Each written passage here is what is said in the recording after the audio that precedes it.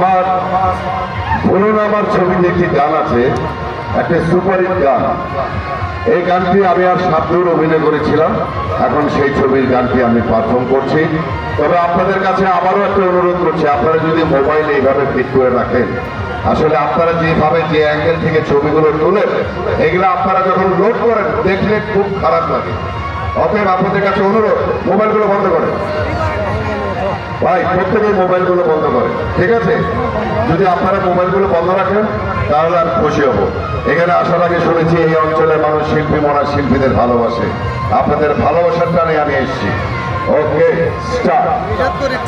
ভাই